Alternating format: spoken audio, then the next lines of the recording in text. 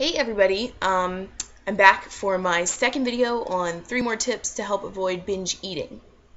Let me start off by saying these are tips that you follow while you get to the root of the problem. Because unfortunately, binge eating, like every other eating disorder, is emotionally deep-rooted and takes a lot of time and energy and effort to untangle. So these aren't cures. These are things to adapt to your lifestyle while you are actually dealing with the real issue, whatever that may be. Number 1, recognize that you have a problem. When I first started binging and I made the decision to be like, no, this ends now. For about like 3 or 4 weeks, it was a long time, I went to the grocery store every single day and bought exactly what I needed for that day. And it made me feel like drug addict, like an alcoholic. An alcoholic can't have booze in the house, and I couldn't have a surplus of food. That was my drug. And there's no shame in that. Like, doing that, and stupid stuff like that, like buying everything single serving. I know we've all heard that tip. It's better than buying 2 weeks worth of cereal and ending up eating it in 2 hours. Done that. So yeah, it's just something you got to do. You got to adapt your lifestyle. Going hand in hand with that, I know a lot of resources say to allow yourself cheats, like allow yourself a little portion of the junk food or whatever that you're craving, so you never feel deprived. Personally, like, I don't know if that works for you, go for it. That's fabulous, because different strokes for different folks. For me personally, I did deny myself the foods I really wanted, because if I said to myself, okay, I'm only going to have 7 M&Ms, once I ate the first one, switch flipped, and I was eating the whole bag. So you gotta tune yourself and be like, I'm sorry, I know you want that, but if you're gonna lose control, it's not worth it. And then you can get to the point where you can trust yourself enough to have those foods and not snap and go crazy. So yeah, that was one of the things I dealt with. Second tip, kind of contradictory to the first one, but it kind of comes after the first one chronologically, because at some point you're going to get bored of adapting your life to your eating disorder.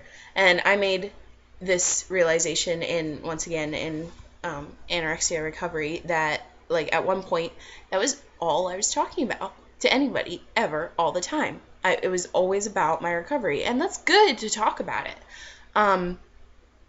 But at some point it becomes all that you think about, and so you have to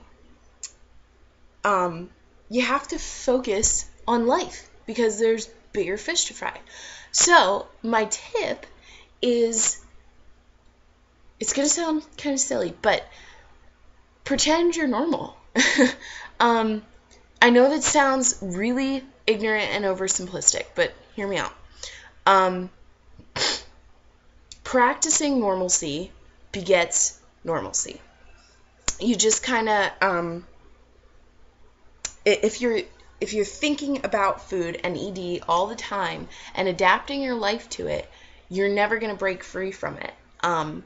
You're never going to break free from it. Like that Morgan Freeman quote, like, he says, how do we cure racism?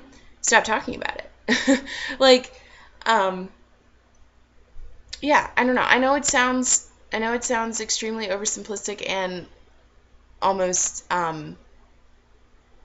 juvenile, but